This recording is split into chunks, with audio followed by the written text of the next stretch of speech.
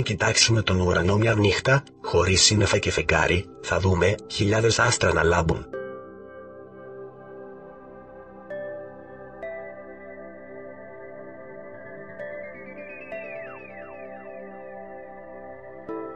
Ένα από αυτά τα άστρα, το ονομάζουμε ήλιο.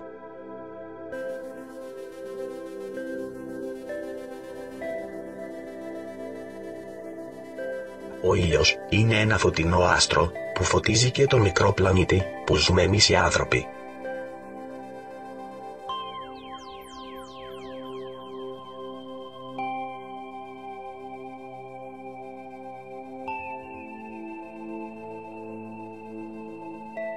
Αυτόν τον πλανήτη τον ονομάζουμε Γη.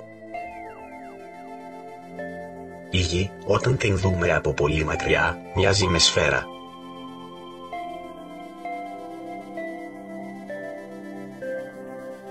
Γι' αυτό, ο ήλιος δεν μπορεί να φωτίσει ολόκληρη την Γη.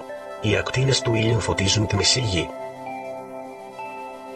Στο τμήμα της Γης, που φωτίζεται, υπάρχει ημέρα.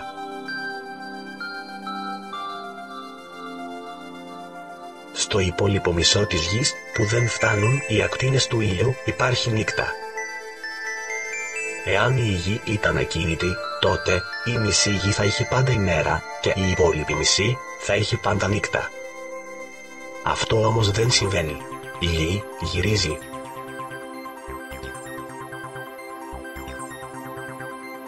Έτσι, οι περιοχές που βρίσκονται στο σκοτάδι έρχονται σιγά σιγά προς τον ήλιο και έχουν ημέρα. Οι περιοχές που είναι στο φως πάνε προς το σκοτάδι και έχουν νύχτα.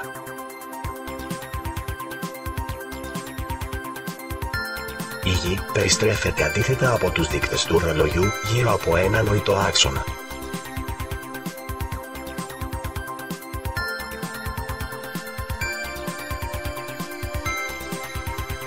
Μια πλήρης περιστροφή της Γης διαρκεί 24 ώρες περίπου.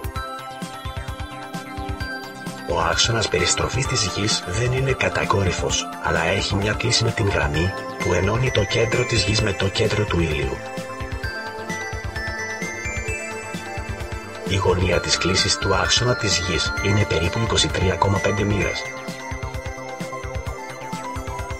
Εάν βλέπουμε την Γη έχοντας την νύχτα αριστερά και την ημέρα δεξιά, τότε, στις περιοχές που βρίσκονται στην γραμμή, που χωρίζει την ημέρα με τη νύχτα, φαίνεται ο ήλιος να ανατέλει.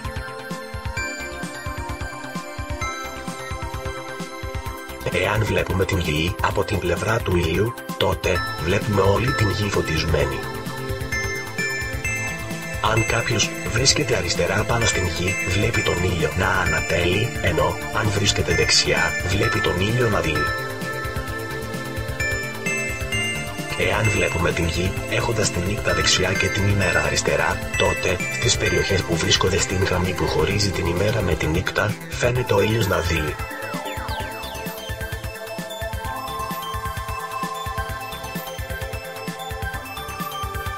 Εάν βλέπουμε την Γη από την αντίθετη πλευρά του ήλιου, τότε βλέπουμε όλη την Γη σκοτεινή. Αυτό το ημισφαίριο της Γης έχει νύχτα. Αν κάποιος βρίσκεται αριστερά πάνω στην Γη, βλέπει τον ήλιο να δίνει. Αν βρίσκεται δεξιά, βλέπει τον ήλιο να ανατέλει. Εάν βλέπουμε την Γη από πάνω, δηλαδή από τον βόρειο πόλο, παρατηρούμε ότι ο βόρειος πόλος έχει συνέχεια ημέρα. Αυτό όμως συμβαίνει μόνο όταν στο βόρειο ημισφαίριο υπάρχει καλοκαίρι και στο νότιο ημισφαίριο υπάρχει χειμώνας. Εάν βλέπουμε την Γη από κάτω, δηλαδή από τον νότιο πόλο, παρατηρούμε ότι ο νότιος πόλος έχει συνέχεια νύχτα. Αυτό συμβαίνει μόνο όταν στο βόρειο ημισφαίριο υπάρχει καλοκαίρι και στο νότιο ημισφαίριο υπάρχει χειμώνας. Η Γη δεν περιστρέφεται μόνο γύρω από τον εαυτό της, αλλά περιστρέφεται και γύρω από τον ήλιο. Έτσι, δημιουργούνται οι εποχές του έτους. Αυτό θα το εξηγήσουμε σε ένα άλλο μάθημα. Εδώ η Γη απεικονίζεται όταν το βόρειο ημισφαίριο έχει καλοκαίρι και το νότιο χειμώνα. Σε αυτή την περίπτωση, όσο πάμε προς τον βορρά, η ημέρα διαρκεί περισσότερο και η νύχτα λιγότερο. Το αντίθετο συμβαίνει στο νότιο ημισφαίριο, που η ημέρα διαρκεί λιγότερο από τη νύχτα.